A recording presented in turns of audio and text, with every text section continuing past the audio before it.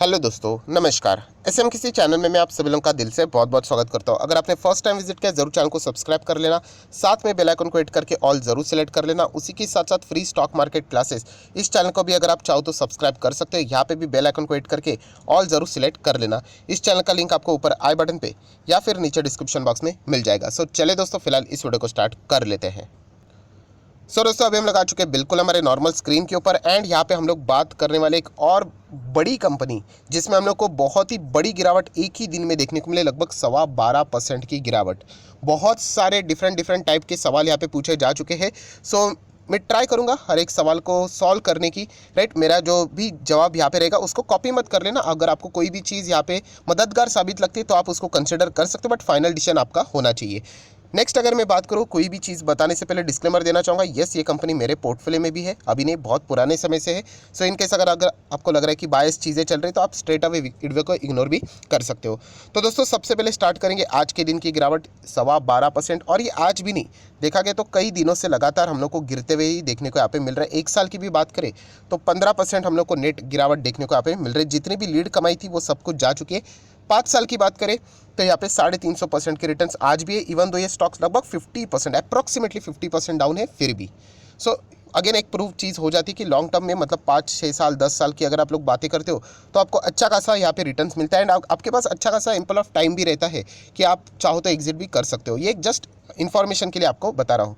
अभी कुछ सवाल जवाब के साथ ही बढ़ेंगे। सबसे पहले मेन रीज़न, क्या रीज़न कि अगर स्टॉक इतना गिरा है तो कोई तो रीज़न तो होगा ही, ऐसा ही थोड़ी ना गिरेगा स्टॉक। सो वो चेक करना है। देन इंटरनल है या फिर एक्सटर्नल है वो देखना है, क्या सीरियस है कि एग्जिट ही कर लिया जाए वो भी एक देखना है। एंड एक और बहुत अच्छा सवाल पूछा जा रहा है, सर पेटीएम का स्टॉक भी तो ऐसे ही गिरा है। आज के दिन की बात करें 12-12.25% एंड प्लस जुबिलेंट फूड जितना गिरा है 50%, पेटीएम भी समवेयर अराउंड सेम 50-60% ही गिरा है। सो इनमें कोई कंपैरिजन वाला लर्निंग पॉइंट तो वो भी मैं आप लोगों के सामने शेयर कर दूंगा।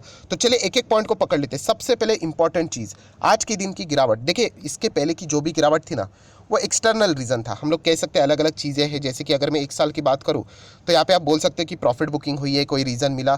देन यहाँ पे आप बोल सकते हैं रशिया वर्सेस यूक्रेन, इसके चलते एक्सटर्नल इशू के कारण हम लोग को वो गिरते हुए देखने को मिला था। बट आज के दिन की गिरावट एक कंप्लीटली इंटरनल रीज़न के कारण ही गिरा। इंटरनल रीज़न मतलब इसके जो भी कॉम्पिटिटर्स है उनमें कोई दिक्कतें नहीं, बट येस सिर्फ यही स्टॉक हम लोग को गिरते हुए देखने को मिला है। सो इंटरनल रीज़न रहता है इज इक्वल टू एग्जिट, ये कभी नहीं। इंटरनल रीज़न है तो हम लोगों को चेक करना पड़ेगा कि रीज़न क्या है एंड वो रीज़न कितना मटेरियल है। सो चलिए, रीज़न तो आप लोगों को वैसे भी पता है, फिर भी फॉर्मेलिटी के साथ जाना ही पसंद करूंगा कि जुबिलेंट फूड का स्टॉक हम लोग को 52 वीक लो पे देखने को मिल रहा है। आज तो लोअर सर्किट भी हिट किया था।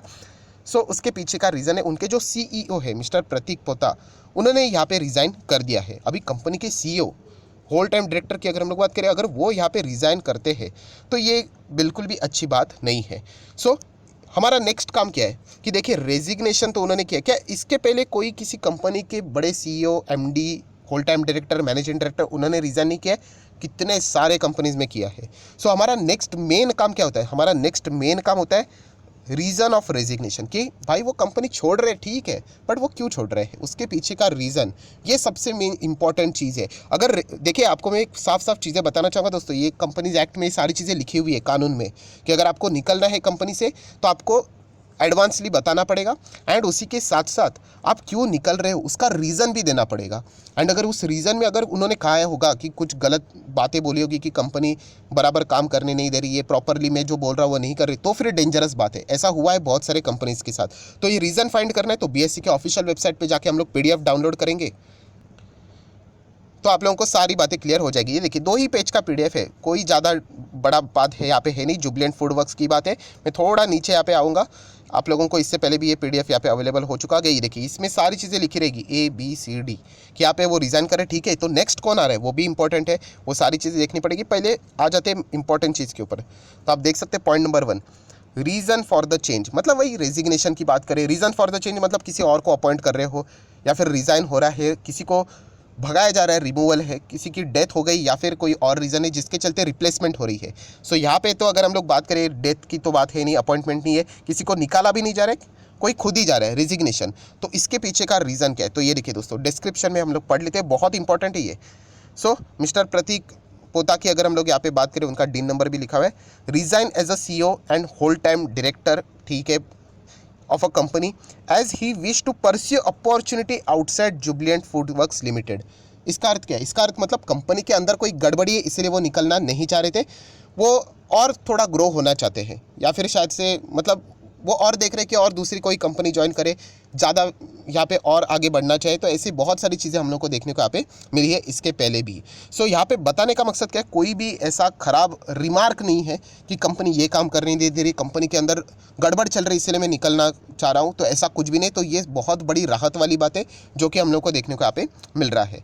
आ जाते हैं नेक्स्ट इंपॉर्टेंट चीज़ की ओर, point number 2, date of appointment, cessation and terms of appointment. ठीक है, सो हम लोग यहाँ पे देख सकते हो कि resignation will take effect from the close of a business hours on Wednesday 15 June 2022। So जैसे मैंने आप लोगों को बताया था कि आज ये तो वो बताए जा रहे हैं, मतलब 2-3 दिन पहले हम लोग को ये चीज़ें पता चली थी, बट जून में वो अपना जो टेनियर है उसको वो एक्चुअल में यहाँ पे छोड़ देंगे, तब तक के लिए वो यहाँ पे रहेंगे। वो एक फॉर्मेलिटी रहती है, जैसे मैंने कहा था, आप ऐसे नहीं बोल सकते मुझे आज निकलना है और कल निकल जाओगे, बिल्कुल भी नहीं।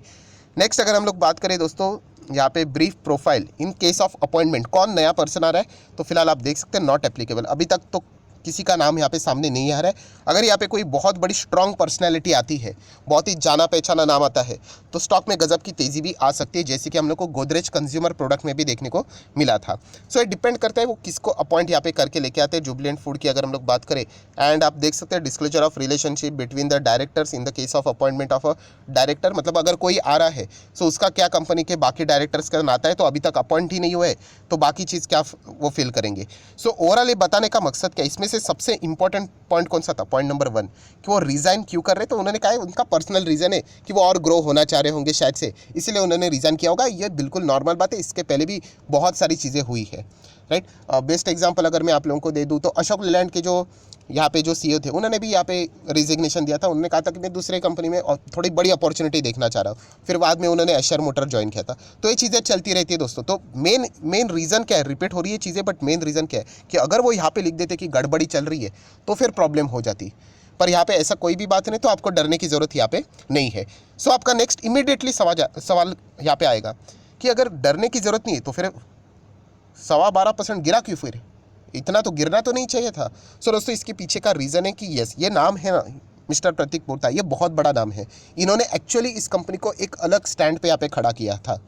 सो इसीलिए हम लोग कह सकते हैं ये, मतलब मैं अपनी पर्सनली भी बात करूँ, यस मैं भी थोड़ा डिसअपॉइंटमेंट यहाँ पे व्यक्त करना चाहूँगा, क्योंकि बहुत ही अच्छी तरीके से इन्होंने कंपनी को ग्रो किया था, इसीलिए तो हमें इतने सारे रिटर्न्स मिले।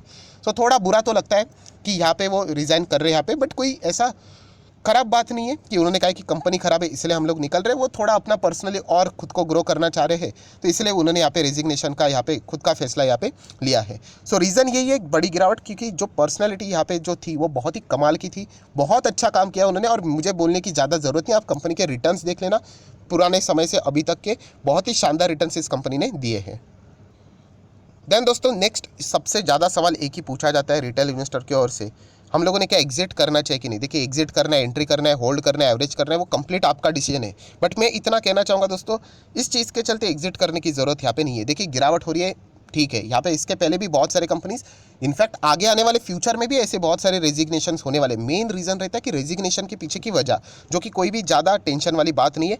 नेक्स्ट अगर मैं बात करूँ जुबिलेंट फूड वर्क्स, दोस्तों ये कोई एरी गैरी कंपनी नहीं है कि सिर्फ इंडिया में, आप देख सकते हैं इनके ब्रांड्स, डोमिनोज पिज़्ज़ा तो सुना होगा, डंकिन डोनट सुना होगा, पपेज सुना होगा, ये सारे के सारे इन्हीं के ब्रांड्स हैं, राइट। सो बिल्कुल भी दोस्तों ये ऐसी वैसी ख़राब कंपनी नहीं है, इंटरनेशनल लेवल का ब्रांड है और बहुत अच्छा खासा बिजनेस यहाँ पे कर रहा था। तो आप चाहो तो मुझे ऐसा लगता है कि कोई चिंता की बात नहीं, आप चाहो तो कंटिन्यू कर सकते हैं। हाँ पेन ज़रूर होगा क्योंकि कंपनी में गिरावट तो देखने को यहाँ पे मिल रही है। नेक्स्ट अगर हम इंपॉर्टेंट चीज़ यहाँ पे कभी भी चेक करते तो कंपनी की बैलेंस शीट चेक करते, तो आप देख सकते हो 1100, 1000, 1360 करोड़ के आसपास के रिजर्व से। मोस्ट इंपॉर्टेंट थिंग कि कंपनी के ऊपर लॉन्ग टर्म का कोई भी कर्जा यहाँ पे नहीं है, जो कि एक बहुत अच्छी बात है, प्लस शॉर्ट टर्म का भी कर्जा नहीं, मतलब कैश रिच कंपनी, कोई कर्जे की ज़रूरत है ही नहीं, बहुत अच्छा खासा बिजनेस यहाँ पे कर रही है। एंड कैश की अगर हम लोग यहाँ पे बात करें, कैश एंड कैश इक्विवेलेंट, तो आप देख सकते हैं समवेयर अराउंड 500 करोड़ का कैश भी है। तो बैलेंस शीट से रिलेटेड कोई सवाल ही नहीं उठता कि कंपनी फंडामेंटली कोई वीक तो है, ऐसी भी बात नहीं, 5 स्टार बैलेंस शीट है जो कि आप लोग देख सकते हो। नेक्स्ट अगर हम लोग बात करें, कंपनी का मार्केट कैप 33,000 करोड़ है, इवन दो 50% ये डाउन होने के बावजूद। सो हम लोग कह सकते सकते हैं कंपनी अच्छी ही कंपनी है यहाँ पे। नेक्स्ट अगर हम लोग बात करें return on equity capital employed अच्छा है, फेस वैल्यू भी 10 का है। अभी तो फिलहाल हम लोग को यहाँ पे कॉर्पोरेट एक्शन भी होते हुए देखने को यहाँ पे मिल जाएगा, स्टॉक और भी हम लोग को सस्ता होते हुए देखने को यहाँ पे मिलने वाला है। कंपनी के P&L की भी अगर हम लोग यहाँ पे बात करें तो 300 करोड़ 400 करोड़ के आसपास कंपनी का नेट प्रॉफिट भी देखने को यहाँ पे मिल रहा है। नेक्स्ट अगर हम लोग एक सपोर्टिव वे में अगर कोई बात ले, मैं अगेन यूज वर्ड कर रहा हूँ कि सपोर्टिव वे में, ये कोई कंक्लूजन नहीं है कि यहाँ पे आप देख सकते प्रमोटर 41% है, FIS भी आप देख सकते हैं लगभग 40% है, DIS भी लगभग देखोगे तो 11 सवा 11% है। मतलब एक थोड़ा सा हौसला बढ़ता है कि चलो इंस्टीट्यूशंस भी बहुत बड़े पैमाने के ऊपर है, तो इसमें कोई डरने वाली बात हम लोग को देखने को नहीं मिल रहा है। एंड पब्लिक की बात करें तो 6.60% फिलहाल तो देखने को यहाँ पे मिल रहा है। सो ओवरऑल अगर मैं यहाँ पे बात करूँ दोस्तों तो जुबिलेंट फूडवर्क कंपनी कैसे, क्वालिटी कंपनी की बहुत बढ़िया है। मैं अगेन कह रहा हूँ क्वालिटी कंपनी फंडामेंटल स्ट्रॉन्ग है, इसका अर्थ ये नहीं कि वो कभी गिरेगी नहीं। अच्छे कंपनीज भी गिरते हैं, फंडामेंटल स्ट्रॉन्ग मतलब वो कंपनी जो गिरने के बाद वापस कम करते हैं, और फंडामेंटली वीक कंपनी वो गिरती है बट वो कम नहीं कर पाते हैं। सो ये आप लोगों को समझ में यहाँ पे आना चाहिए। नेक्स्ट सबसे मोस्ट इंपॉर्टेंट सवाल, सर पेटीएम भी गिरा था, ये भी गिर रहा है, तो समझ में आ रहा है मतलब क्या इसको कंपेयर नहीं, आप कंपेयर कैसे कर सकते हो? पेटीएम जस्ट अभी अभी आई है, मैं कोई बिजनेस वाइज कंपैरिजन की बात नहीं कर रहा हूँ, ये तो खाने पीने वाली कंपनी है, वो तो फाइनेंस से रिलेटेड काम करती है। बट ये वाली कंपनी कौन सी, ये बहुत पुरानी है। देखो मैं इसका मैक्सिमम चार्ट पैटर्न दिखा दूँ तो यहाँ पे तो 2000% के रिटर्न है दोस्तों, राइट। एंड ये देखिए इसके पहले भी ये कंपनी यहाँ पे भी गिरी थी, यहाँ पे भी गिरी थी, 2020 में क्रैश हुआ था, यहाँ पे भी गिरी थी। सो ये जो भी चीज़ें देखने को मिल रही है कोई फर्स्ट टाइम नहीं हो रहा है, इसके पहले भी हम लोग को 3-3 4-4 बार इस तरीके की सारी चीज़ें हम लोग को देखने को मिली है। और नो डाउट उसके लिए टाइम लगता है रिकवरी करने के लिए। सो जो कोई कंपेयर कर रहा है डायरेक्टली पेटीएम तो अभी अभी आया है, मतलब पूरा साल भर भी नहीं हुआ उसका चार्ट पैटर्न, तो क्या हम लोग कंपेयर करेंगे। बट इसका चार्ट पैटर्न अवेलेबल है जिसके चलते, और कंपनी का बिजनेस भी हमें समझ में आता है। डोमिनोज पिज़्ज़ा की बात करें सो हम लोग जरूर कह सकते हैं कंपनी का बिजनेस बहुत शानदार है, कंपनी भी बहुत शानदार है। हाँ हम लोग कह सकते हैं वैल्यूएशन थोड़े ज़्यादा थे, बट वो चलता है, ये ऐसे कंपनी हमेशा हायर वैल्यूएशन पे रहती है। आज रीज़न मिल गया रशिया वर्सेस यूक्रेन, एंड यहाँ पे CEO का भी रीज़न मिल गया, तो करेक्शंस तो आते रहते हैं, वो हमेशा चलते रहता है। सो ओवरऑल अगर मैं बात करूँ यहाँ पे तो इसको ऐसा डायरेक्टली पेटीएम के साथ कंपेयर मत करना, राइट। पेटीएम तो जस्ट अभी अभी है, ये कंपनी बहुत पुराने समय से वर्क कर रही है, इंटरनेशनली इनका प्रेजेंस है, तो बहुत ही अच्छी कंपनी है। क्या हम लोग एग्जिट करें? मुझे पर्सनली ऐसा लगता है कि आपने लॉस में तो बिल्कुल भी एग्जिट नहीं करना चाहिए, क्योंकि कंपनी का बिजनेस अच्छा है, बिजनेस में कोई डैमेज नहीं हुआ है। ये CEO MD whole time director ये चीज़ें चेंज होती रहती है दोस्तों, मैं बार बार कह रहा हूँ, सिर्फ चेक करना होता है कि रेजिग्नेशन के पीछे की वजह क्या है, वो तो हम लोगों ने देख ली, तो एज सच कोई मटेरियल रीज़न तो यहाँ पे है नहीं। सिर्फ अभी एक ही इंपॉर्टेंट चीज़ है कि रिप्लेसमेंट कौन नया अपॉइंट यहाँ पे हो रहा है, CEO या फिर होल टाइम डायरेक्टर, वो देखना एक अभी इंटरेस्टिंग फैक्टर रहेगा। अगर बहुत ही ज़बरदस्त कोई पर्सनैलिटी आ जाती है तो मार्केट उसको अच्छी तरीके से वेलकम भी कर सकता है, ये तो हमारे हाथ में नहीं है, वो देखना पड़ेगा कंपनी कैसे इस चीज़ को हैंडल यहाँ पे करती है। सो आशा करता हूँ जितनी भी बातें थी वो मैंने आप लोगों के सामने यहाँ पे रख दी है। कंपनी के बिजनेस में कोई खराबी नहीं हुई, कंपनी का बिजनेस अच्छा तरीके से यहाँ पे चल रहा है, तो लॉस में एग्जिट करने की तो ज़रूरत नहीं है, ऐसा पर्सनली मुझे लगता है। बट फाइनल डिसीजन आप खुद का यहाँ पे मतलब आप लोगों ने लेना चाहिए। सो आशा करता हूँ दोस्तों वीडियो पसंद आएगा तो जरूर लाइक एंड शेयर करना है। डीमैट अकाउंट अभी तक ओपन नहीं किया तो लिंक नीचे डिस्क्रिप्शन बॉक्स में आप लिंक के थ्रू डीमैट अकाउंट ओपन कर सकते हैं। आपका नाम कौन सा अकाउंट ओपन किया है जरूर मुझे कमेंट सेक्शन में बता देना। तो 25 वीडियो की लिस्ट है बेसिक ऑफ स्टॉक मार्केट से रिलेटेड, वो आप लोगों को फ्री ऑफ कॉस्ट यहाँ पे मिल जाएगी। So that's it, thank you very much दोस्तों, we will be meeting our next video, तब तक के लिए बाय बाय।